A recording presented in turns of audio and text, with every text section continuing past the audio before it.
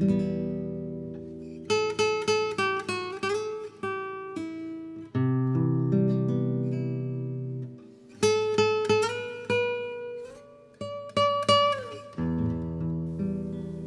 an Alexander teacher, there was a quirk in my personality, I must confess. I enjoyed the Alexander technique as a technique, and I worked with it for a number of years, but I was always interested in other things at the same time. And so when I worked with the client, I'd also be very interested in what the client was doing, and often I found clients who were involved in other alternative kinds of practices. And so working with a shiatsu practitioner, I can remember one day she had her hands on me, and I was very relaxed again. And suddenly this inner voice appeared to put a moxibustion on my 7th cervical. So I told her to do that, and she did. And I could feel the warmth of this little hot pallet on the 7th cervical, which is kind of the bony part of the spinal column in the neck here that sticks out a little bit. I sort of felt a warmth there, and suddenly something began to happen internally that was totally unexpected. And I can only explain it that something in me was awakened from that place, and it spread out through the body. I felt an interconnection from the spinal column at the 7th cervical, through the shoulders, up into the neck, down the spinal column into the legs, and I started to move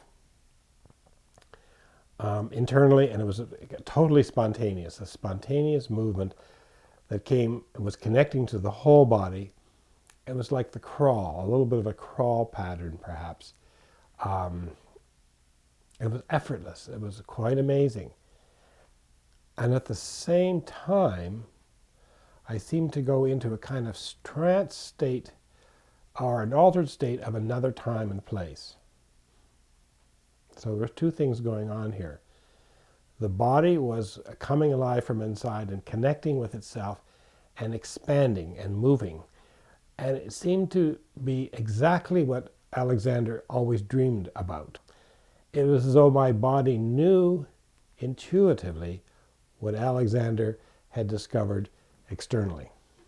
That my body knew how to reconnect it with itself, to find its own sense of flow that was holistic, and to facilitate any movement that wanted to be made completely effortlessly. And it felt like the muscles of the body, in order to move, went into extension rather than contraction.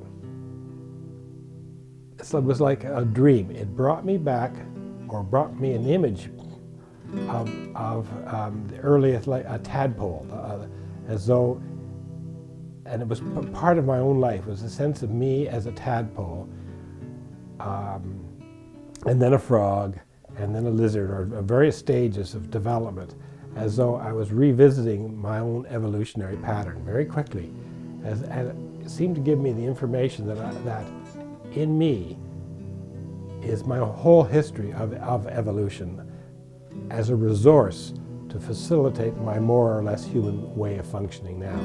It was truly a remarkable experience. It really blew my mind, so to speak. That contained in me was that kind of information to facilitate my life now. All the trials and errors of what made us the humans we are today are locked in our DNA in that sense. So I have a huge respect for the wisdom that's contained in our bodies.